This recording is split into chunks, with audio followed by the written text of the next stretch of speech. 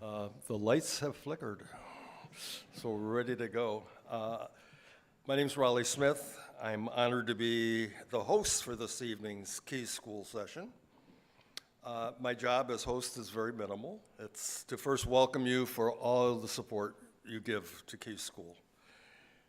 Second, to ask you to quiet your phones. Please do that.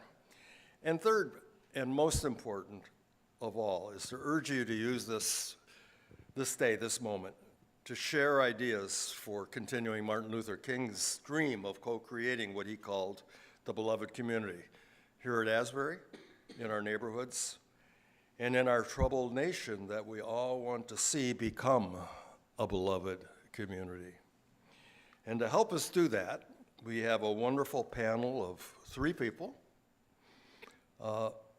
of our Gaithersburg initiative. They've helped us immensely. Key people. Keys are what open doors to let others in. And each of these key people have done that for us.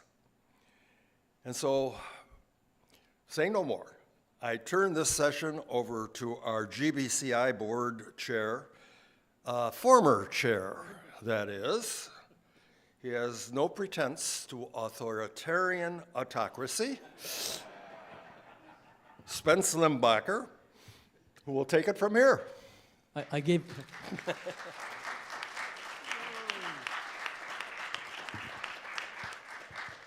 Those lights are bright.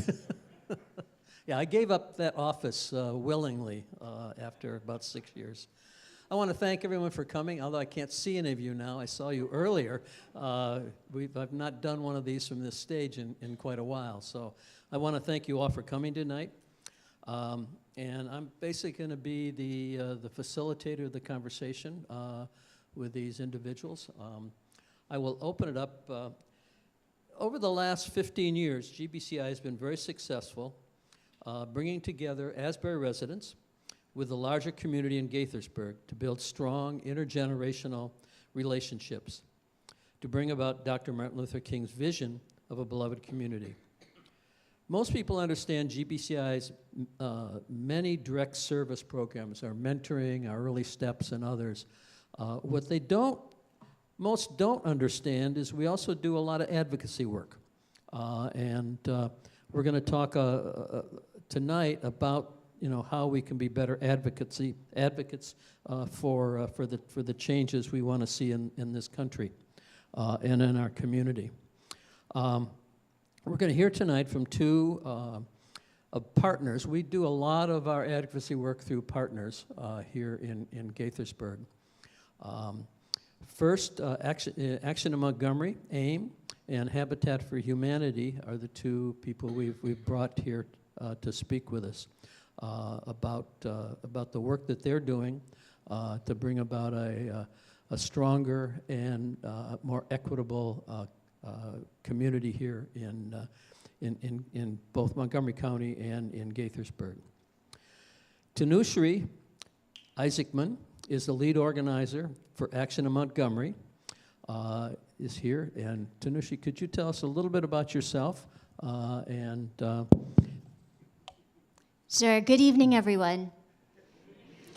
My name is Tanushri Isaacman. I'm an organizer with Action in Montgomery. I'm originally from Bangladesh, and I come from very humble background. My mother worked in a factory sewing bed sheets when we lived in England.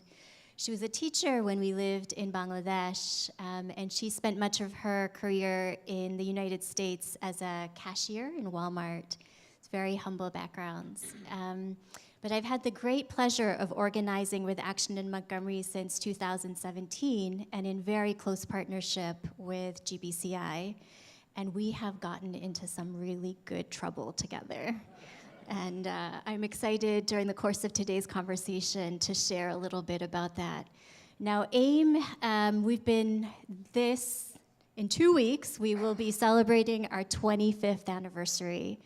And we are a network of congregations and nonprofits and tenants associations and Title I elementary schools who have been working really at this intersection of trying to change systems such that they are more equitable for all of us, not just the privileged few. And we do this through building solidarity, what we call building power. We do it through leadership development, where everyday people get to exercise their voice and holding our elected officials and corporate powers accountable. I'll tell you a little bit more about that through story later on. Tim, introduce yourself. Good evening, everyone. I'm so pleased to be back among you. My claim to fame tonight is that I am a good friend and brother to Hal Garman. I need to shout him out in public because I love him so much. He is the one who went and heard a sermon by Marion Wright Elderman and came directly back and called this crazy young urban ministry student from Wesley Seminary named Tim Warner, who he had gotten to know a few years earlier, who was then working in county government to help GBCI really become something. And I am always humbled to be back here to see so many of you and to see all the partnerships that GBCI has managed to form and all the marvelous good trouble that GBCI is still getting in. So will you join me in giving a round of applause to Hal, who is here, please?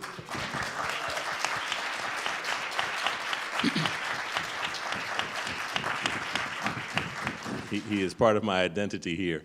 I think I'm sitting in a Habitat chair tonight, so I am Director for Community Engagement at Habitat for Humanity Metro Maryland. Some will also know me as the pastor of Emory Grove United Methodist Church. Some know me as former pastor of Mill Creek United Methodist Church, Mill Creek Parish United Methodist Church in Durwood. And I now have a third area of work that we'll talk about before we get done tonight, I'm sure, is I am the president of the Heritage Emory Grove Community Development Corporation, which is responsible for literally rebuilding the Emory Grove community that was destroyed during urban renewal. So I'm doing all of those things. I come to you via Philadelphia. I grew up in the house next to the projects in a small little suburban ghetto. And I was explaining at dinner that it's been a long way from there to here. But I'm always grateful to be among good folks like you. So thanks for inviting me. We invited both of them because you can see the deep roots that they have in this community and the organizations they work with and the number of people that they're very active with and that they organize. The first question I want to raise is, what are you hearing from your members and your organizations regarding their fears, divisions, mistrust, and other issues that their families are facing here in the community?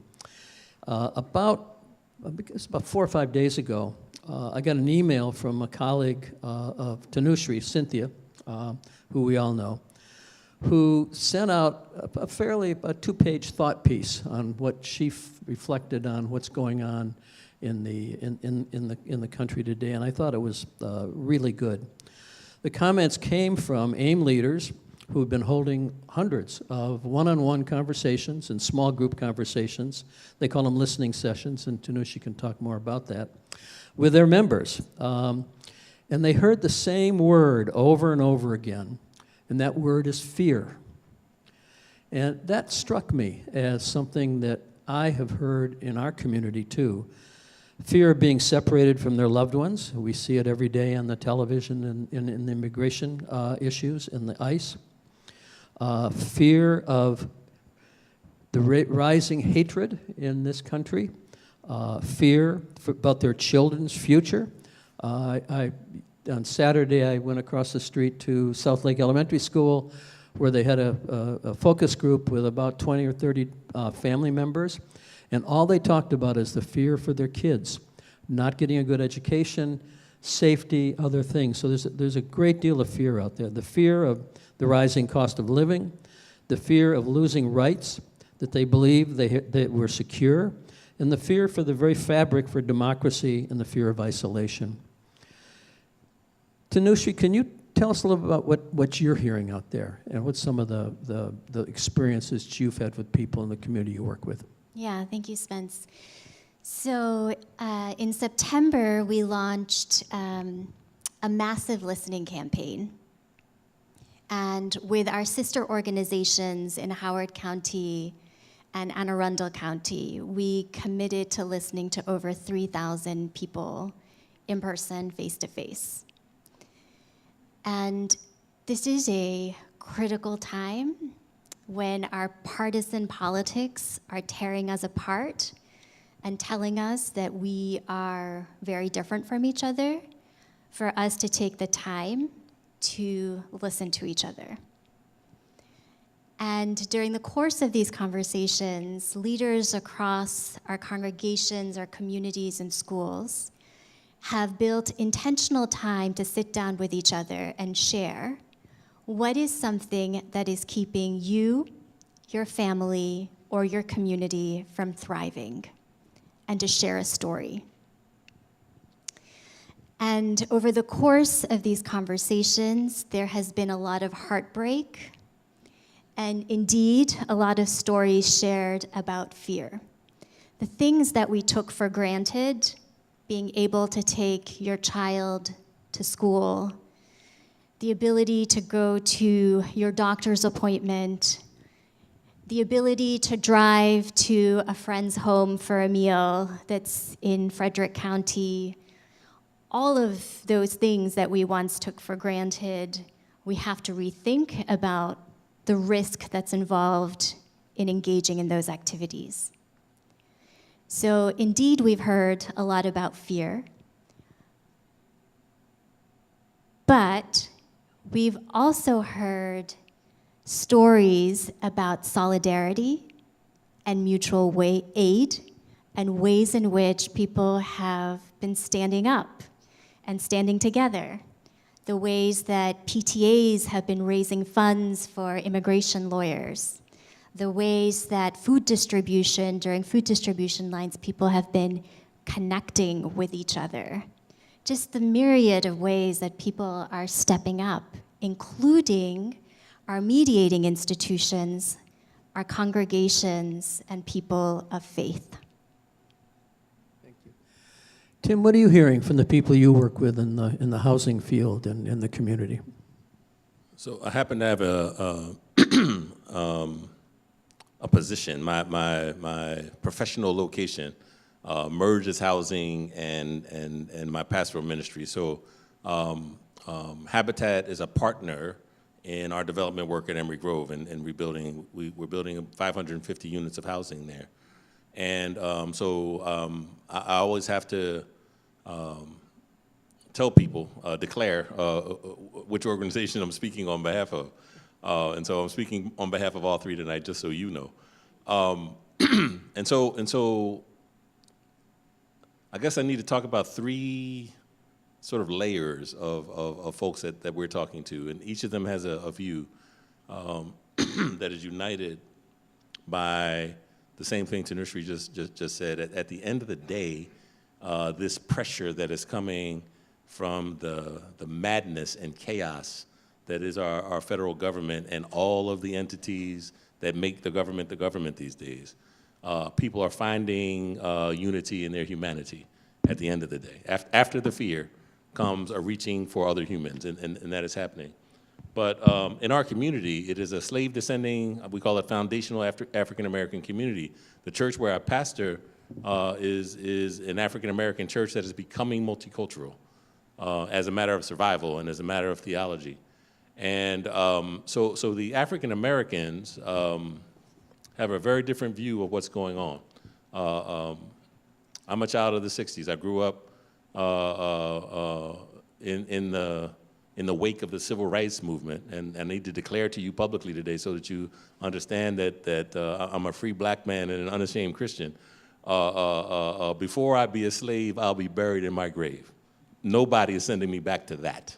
That's not going to happen. And so that is a foundational thought, feeling, part of the ethos of the African American community.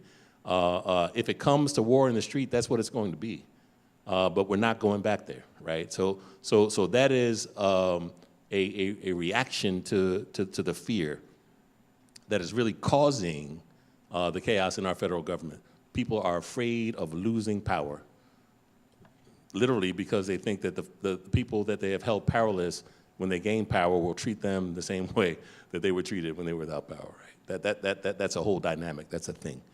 But we're living in Gaithersburg, Maryland, around my church, and so the United Nations has come to Montgomery County.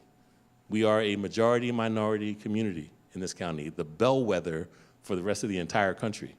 And if you stay in the Montgomery County bubble, you don't get a chance to realize that it is different everywhere else in the country right now.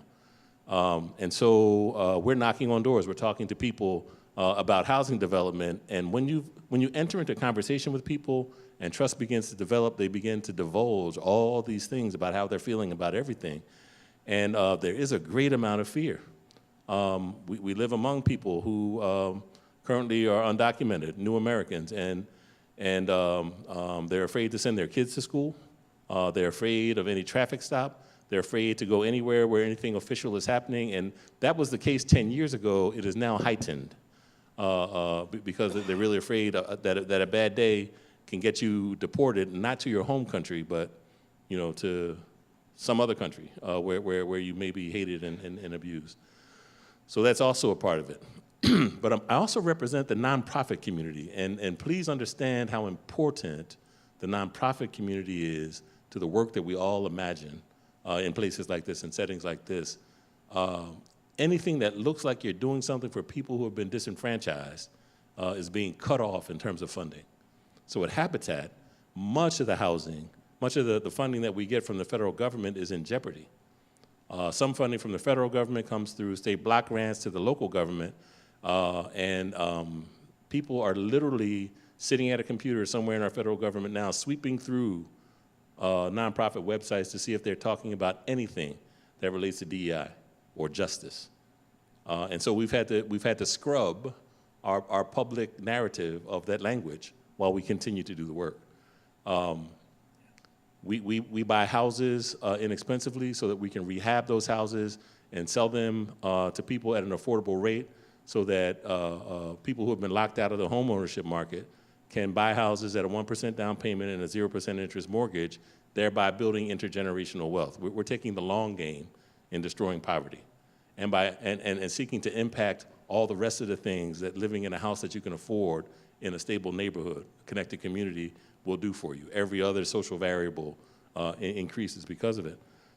So we are running around trying to figure out how to be who we want to be based on our nonprofit status, but without saying so publicly.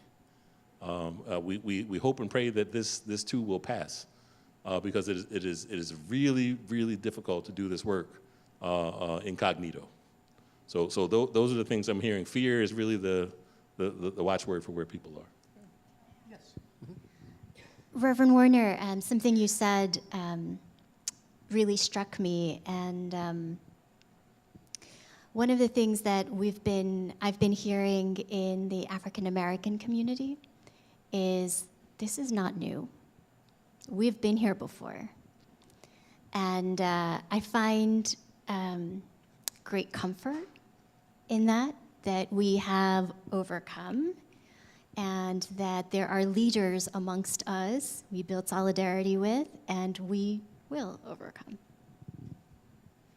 So, yes to everything you just said, but no, it was not a picnic from 1619 till now. Blood, sweat, tears, tragedy, you name it.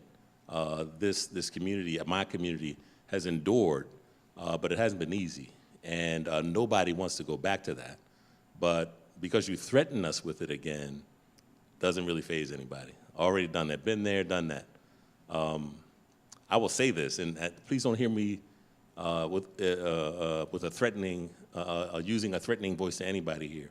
But there's a difference between the child of the civil rights movement, Tim Warner, who went to church, whose pastor did undergraduate with Martin Luther King, who was hearing about the peace of God and the glories of nonviolent protest and all of that, connected, had an education, had something to live for, and the 17-year-old of 2025 who has lived through COVID, doesn't know really what they have to live for, is really disconnected from community, probably never has been to church, who knows only enough about the civil rights movement to recognize Martin Luther King's voice once a year when it comes on media, right?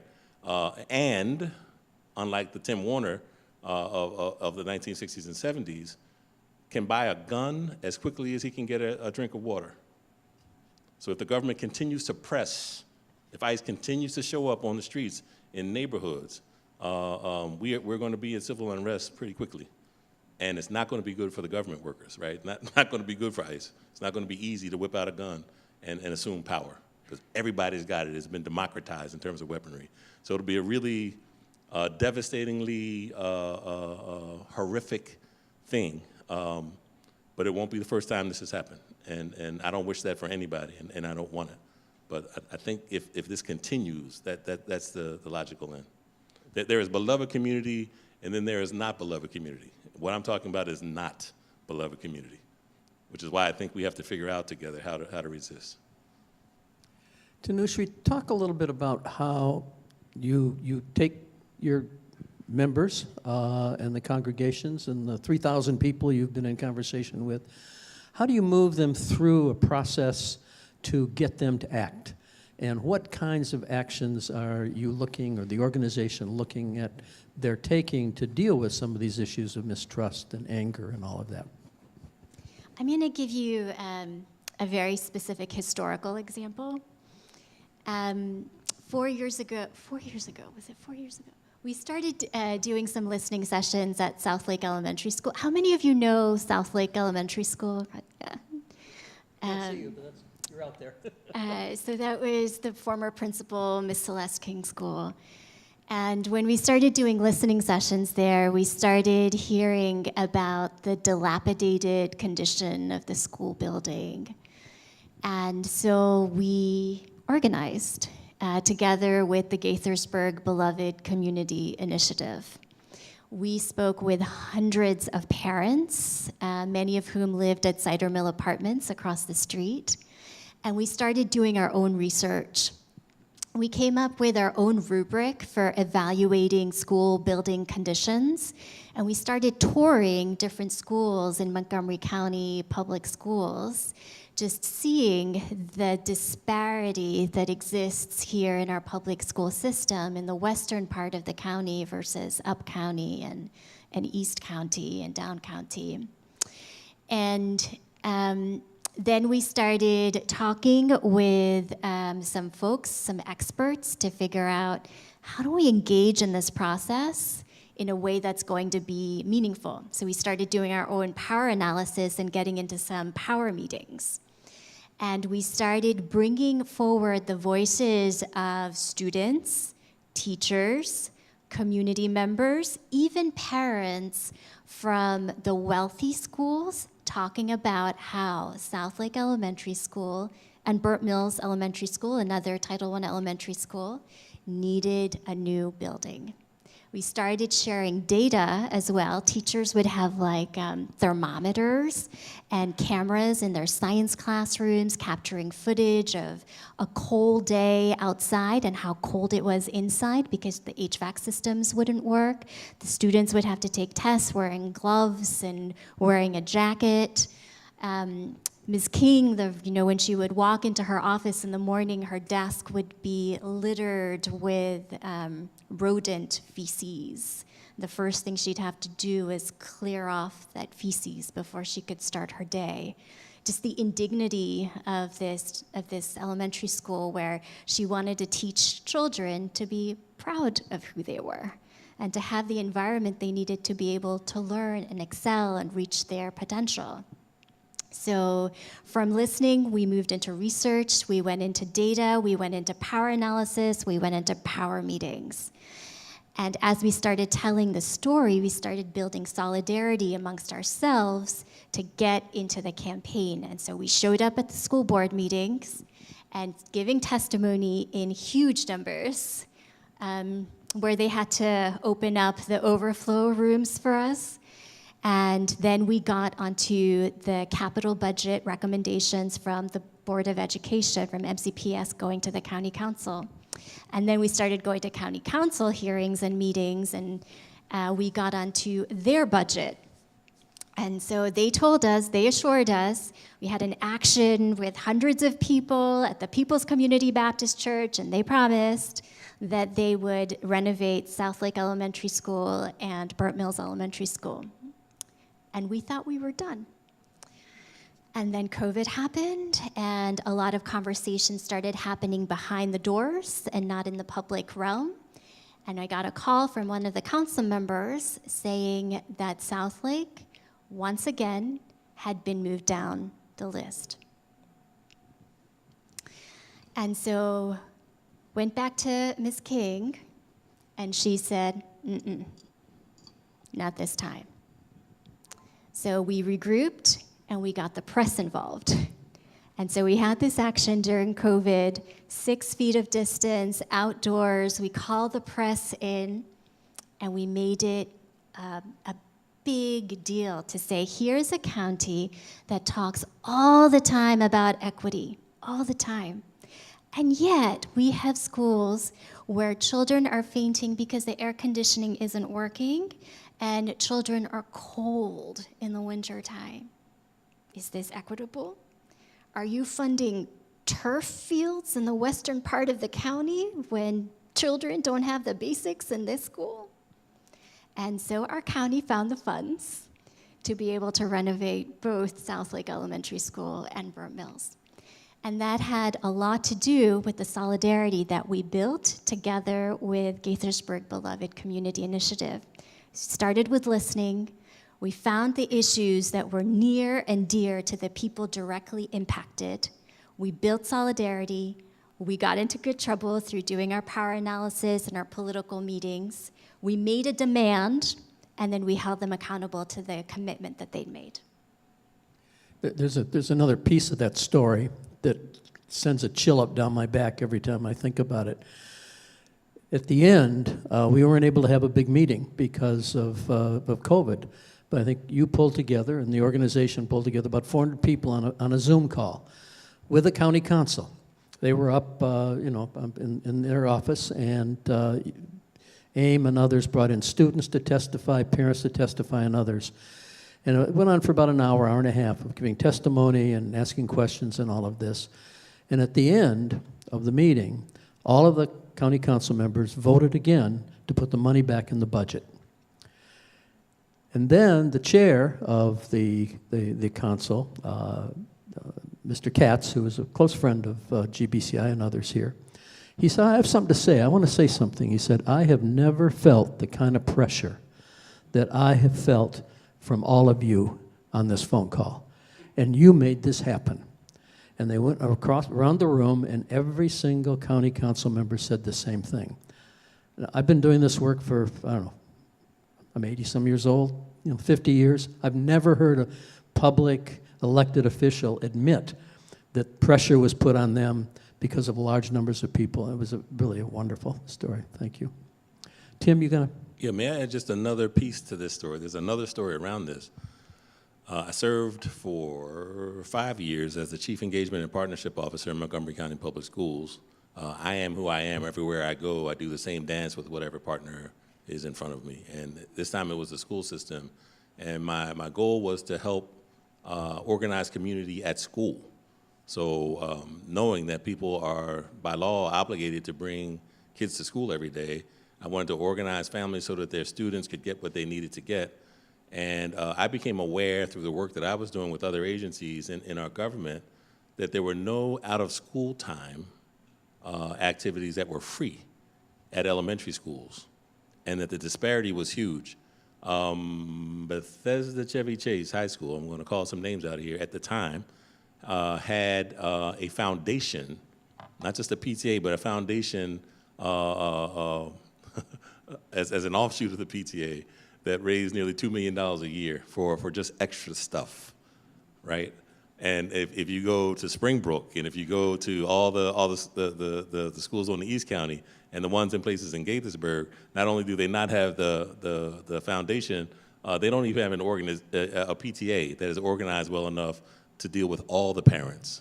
That's a racial problem it's an economic problem, right? So that division was there. And so I did everything but stand on the desk of the superintendent to try and get this done. I was meeting with HHS, I was meeting with the school board, and systems have a way of resisting change. It's just the nature of being a system. And so what I did was rely on the network of people that I had. Who did I call to help get out of school time programs free at Southlake Elementary School, a poor multicultural school in Gaithersburg, and one on the east, Burnt Mills Elementary School.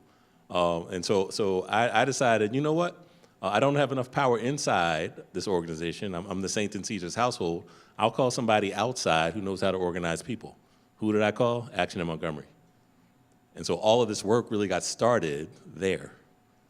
The point I'm trying to make is that the relationships that you have, the connections that you have, wherever you are, whatever you're doing, can matter if you direct the resources in the right place. Call people to the work. Spence mentioned Council Member Sidney Katz, and I just want Put this closer to your mouth. and I just wanted to say, GBCI and Asbury is a very special place for so many different reasons.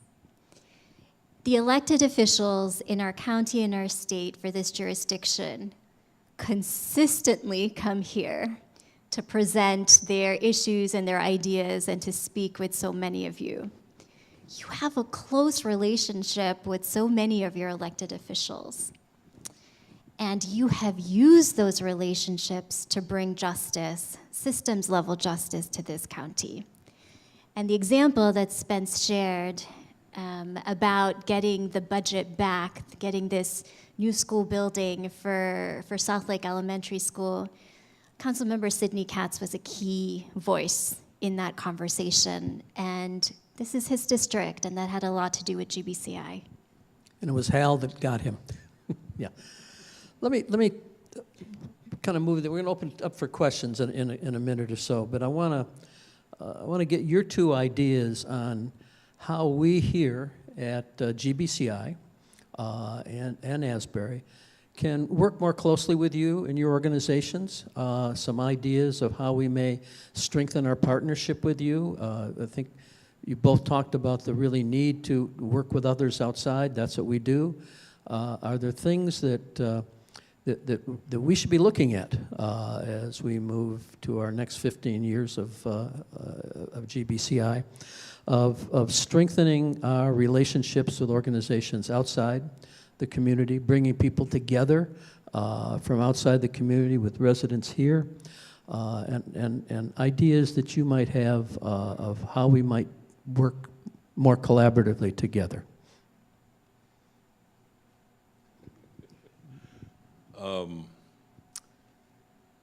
So I think I have a little bit of a different perspective on this, right? I was around with Hal Garman at the very beginning. All of the work we did before the programs came, the initiatives started, was advocacy work. We were talking to people about justice issues that were hard and difficult. All the research that we did turned into advocacy work. We were talking about mass incarceration before it became a thing here, because we needed to seek to reach students here. There are intersections between all of these issues.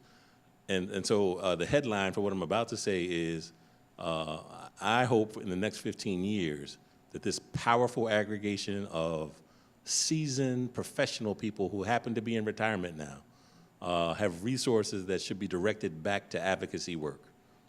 That's one. Two, advocacy work often doesn't have anything to do with sitting in a council hearing room.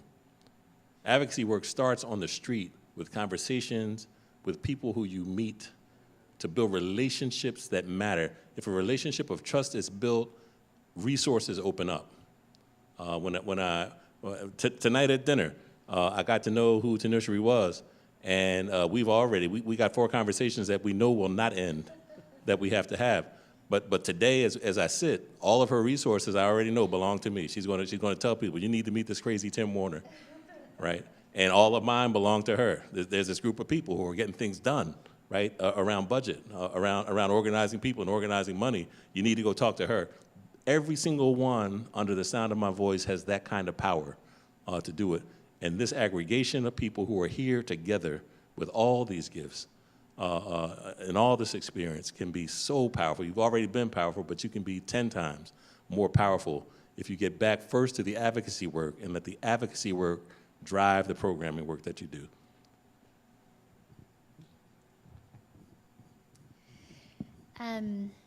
I agree with everything Reverend Warner said. And I would say the first thing, if I lived in Asbury, if I were part of this organization, You need to be a little older. I'm getting getting But you're more than welcome. I'm getting close. getting there. I'm getting there. What I would do is I would join GBCI. That's the first thing I would do, is join the Gaithersburg Community Initiative. And then I would invite everyone I know to also join GBCI. Because there is power in a collective acting together. The values of GBCI have been stated. It is in the title. And when you share a vision, a 30-year vision of building a beloved community, then you can do so much together. So step one is I would invite everyone I know to join the Gaithersburg Beloved Community Initiative. Yeah. The second thing I would do, That was a paid ad, right? you did pay for my dinner, thank you. The second thing I would do is that I would be curious and ask questions about why things are happening the way they are. And if we all start asking questions and not just accepting things as they are, we start seeing things in a different light, maybe. We start listening to each other's stories and questioning our own perspective of the way that we've seen things. And then we start seeing those dominant powers in place that are ending federal jobs, those dominant powers that are making it hard for us to take children to school, those dominant powers that are keeping it impossible for so many to be able to afford homes with dignity. And so we start seeing those patterns of dominant powers working in ways to divide us. And once we start seeing that, the rest is a piece of cake. The rest is acting on those shared values and trying some things and not giving up, and trying things until they start sticking, and getting into some good, joyous trouble together. So that's what I would encourage you to do, is find other people to join GBCI and build this institution, make this organization stronger, and be curious. Ask about the systems level questions. May I just say one more thing on this? So I'm always tonight hearkening back to the history and how, please don't be upset with me because I keep mentioning your name. I know you don't want credit for anything.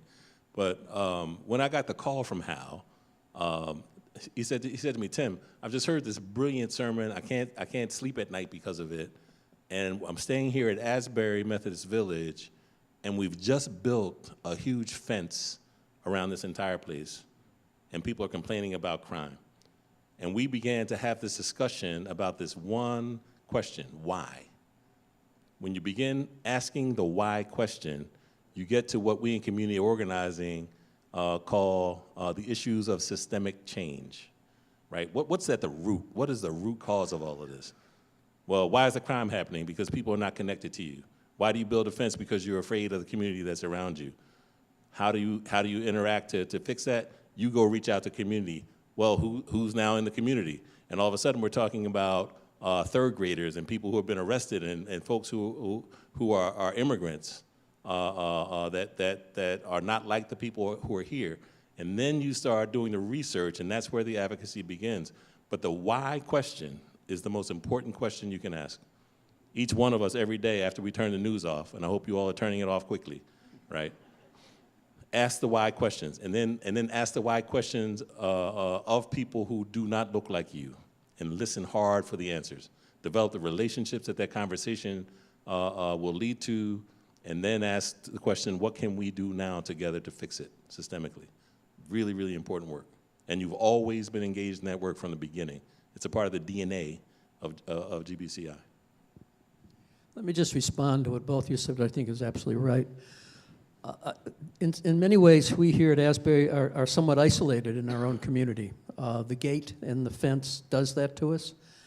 And I think the thing that Tanusha, you left off is relationships, is building strong relationships with people that are not like you necessarily, that have other kinds of issues, that getting to know people outside the community, sitting and having a meal with them, spending some time with them, being in conversation with them, is if we're going to bring about change, that's where it has to begin, with people and being in relationship with people. And go ahead. I just wanted to mention, when I first started organizing in September 2017, one of the first listening sessions I attended was at Cider Mill Apartments at a third grade teacher's home. And one of the people I had the great privilege to meet was Raleigh Smith there at Carmen's house. And Raleigh used to jog. Speaking of gates, he used to leave the gates and he used to jog to Cider Mill and around the neighborhood. I still don't jog, but he was such a runner. He doesn't anymore.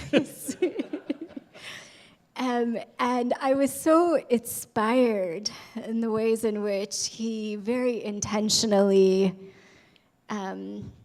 really had a vision for a larger community and saw GBCI as being not just Asbury, but really a greater Gaithersburg. And I hope you'll all take inspiration from Raleigh and seeing this as a much larger community. I want to now, we turn the lights up so we can see who all you are.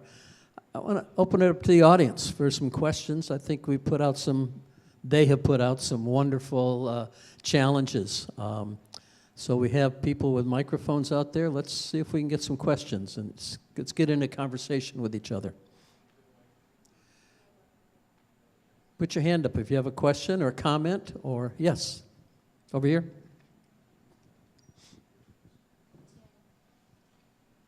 Raleigh, or?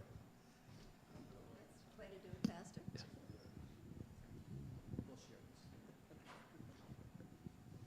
Hi, I was amazed to hear you, they're cutting funding for Habitat. I mean, housing is, people are always talking about it. When you get down to the nuts and bolts, contractors don't want to build inexpensive housing. They can't make enough money on it. But Habitat is sort of, we just need it 10 or 100 times more, but to feel it's being starved of funding at the federal level is a terrible feeling. So I'll just respond to what wasn't the question, but I just want to emphasize this. The average cost in Montgomery County for a single-family detached home in 2025 was $1.025 million. So imagine your grandchild, I guess now, who may be coming out of college and they're getting their first job in Montgomery County Public Schools.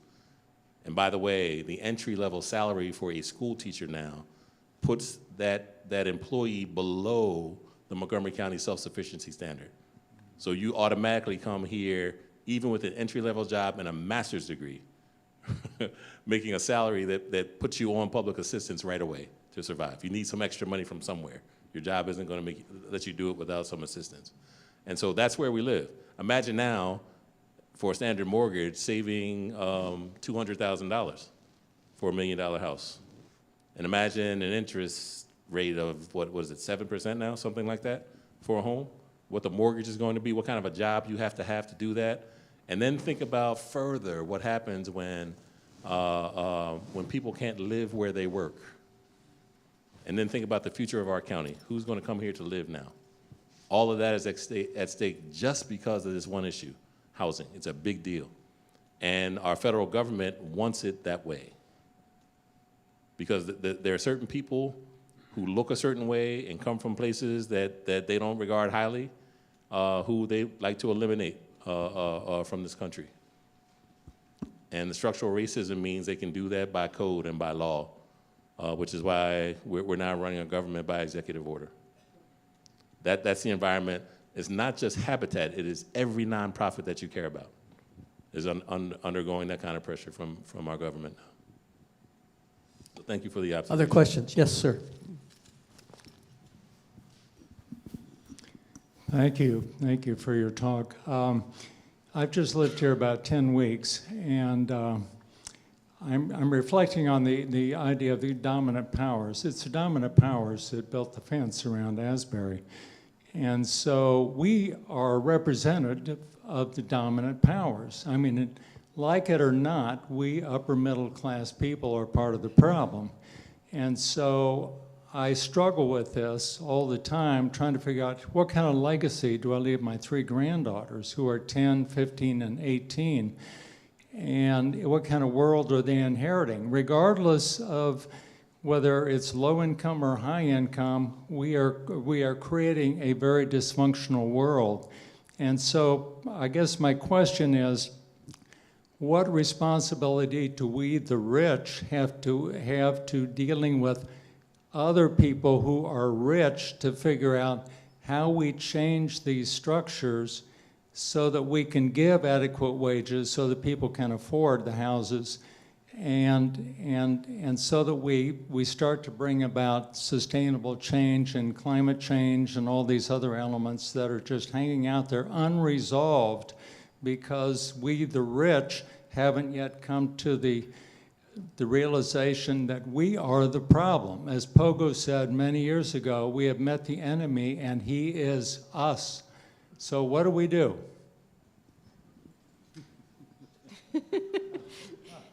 So,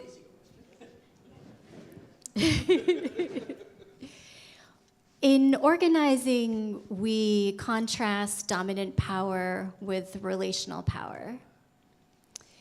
And we talk about dominant power as being a force that has no reciprocity.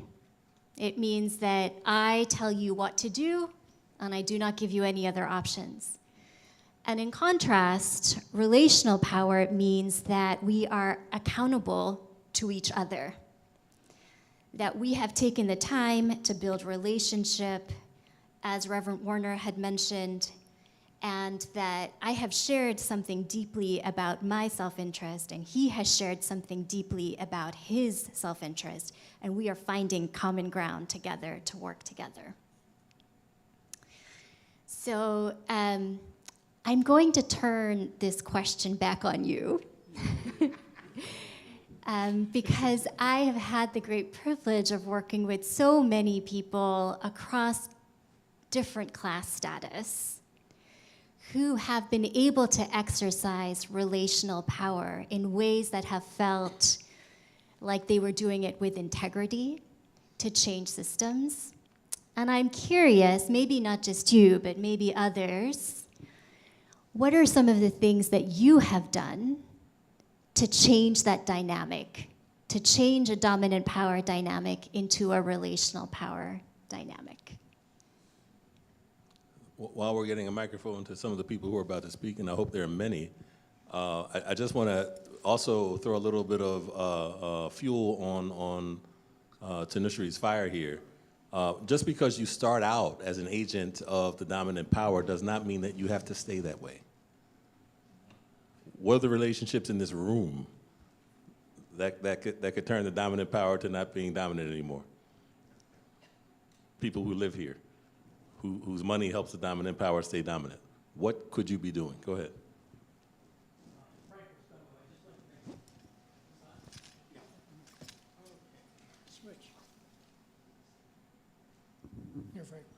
Thanks. I'd like to go back to the beginning here. You started with the problem of fear throughout the community, and then we went on to relationships. The thing we are missing is life goes on irrespective of all this chaos around us. Now, in addressing life goes on, each of us, whether it's Thanksgiving or Christmas or Easter or family gatherings, has those very precious moments where we gather together as friends and family. Now, that's the kind of thinking we have to combat this fear and dominance that's going on. So you begin with a small step. In our food program, that's what we've done for the last 5 years. Slowly building relationships with the community, and they make the decisions, we don't. Yes, we've done a lot of dumb things, but the system has been against us from the beginning. We have the problem of the city and the county and the damn zip codes, and that creates more chaos and inequity between families when you have as many people living on either side of the boundary lines. And for example, we would get something from the city, but we couldn't give it to people living across the street in the county. So we have to start with small steps, and we have to build relationships a little at a time.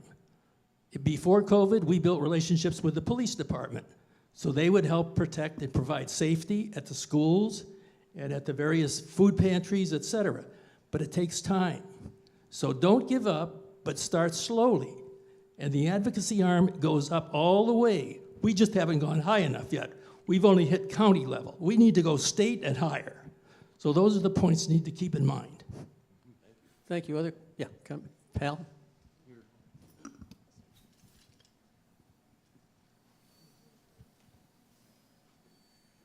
Every one of us who has been involved in any way with GBCI and its programs are in relationship with people who live outside the fence. And there is relational power potential of great degree in what we're sitting on top of right here. We don't even see it, but it's there. We've experienced those relationships are deep and they're trusting.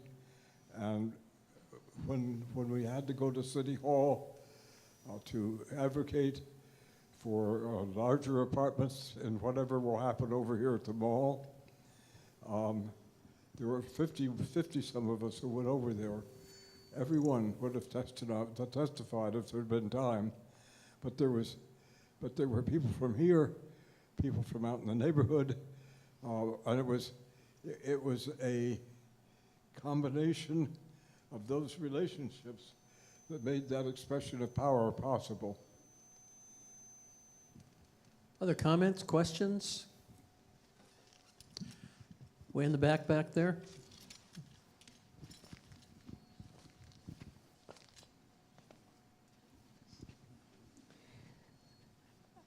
I'm Kathy Hirata. I'm an American of Japanese heritage. And the challenge I would put before all of you is, what is your heritage? Who was the immigrant? And what were their challenges? When you make that a personal question, perhaps we can understand and relate to the current issues. I think that Caucasians forget. I grew up in New York City at a time when the neighborhoods were noted. I lived on the fringe of a German neighborhood where my neighbors were mostly Irish. I taught school on the Lower East Side with its history. And so I have a sense of what the white American history was, in addition to my own. And by the way, I'm a Californian who was in the internment camps. And my personal understanding of education, as I've grown as old as I am, is that I did not have a full year of education until I was in the 10th grade because of all of the disruptions within either the system, educational system at the time, or the fact that we had been interned. So I would ask you to think about your own family issues, and maybe then to have a better feel for what the current grouping of immigrants or more recent Americans face. Thank you so much, and thank you for your service and sacrifice that we all get to benefit from I think your story is so powerful, and Spence was just talking about the power of stories and the power of our personal narratives, and how important it is for each of us to look back a few generations and think about the gifts and talents and sacrifices that our ancestors have made so we could be where we are, and also to think about the future generations and the legacy that we want to leave for the future generations. And when we start thinking on a longer time scale, 3 generations back, or in the case of African Americans and the building of this country and this democracy to 1619, and when we start putting it towards a vision for the future, we start understanding that we have more in common and we can start building together. There's a few other things that I wanted to mention. Frank, in your comments, what I really heard was urgency. The urgency to be able to respond in this moment and do something that is powerful in this moment. And in the food distribution work that started also out of urgency, out of COVID, and the need to respond, something really beautiful happened. Out of the direct service, you all, the group of leaders there who were distributing food, also went on to fight for better roofs at Cider Mill Apartments, to do advocacy work. The old apartments, they were dilapidated, and so every time it would rain, the roofs would leak, you know? And sir, I missed your name, but you also talked about climate change. And one of the ways that we've been thinking about climate change is actually in terms of housing and what happens to our homes, because many of the tenant leaders that we've been working with, which is a crucial base for action in Montgomery, they understand climate change to be their day-to-day lived experience. If I'm talking about sea level rises, that's not a narrative that they're going to be able to connect with. But when they talk to me about what it's like to live in an apartment building that every time it rains or snows, there are leaks, that's something I can connect to climate adaptation. And out of that, we've been able, my colleague Adama and her team have been doing indoor air quality testing and connecting gas stoves to higher levels of asthma. And they in Spanish and in French, have been going around talking with their neighbors in a citizen science project about climate change and how we need to move to appliances that actually reduce emissions. And thus, we've been making sure that all the work that we do around climate is based squarely in equity around renters, to make sure that they're not left behind around climate. So another kind of example of how listening can lead to a transformation that allows us to use our privilege to get to some change. There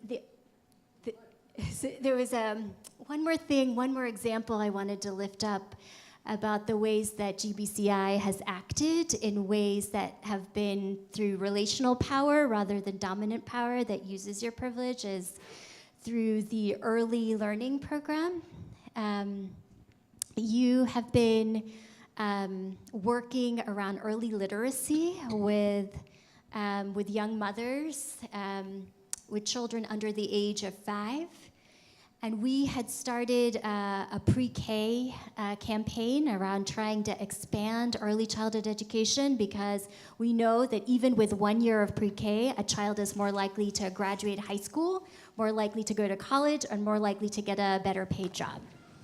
So we worked with the team. The team actually wrote those emails to our legislators and our county council members to get legislation passed and get more funding to create more pre-K spaces in Montgomery County, to get MCPS to convert all of their half-day pre-K seats to full-day pre-K seats, and came up with a blueprint for how we're gonna get to universal pre-K as well.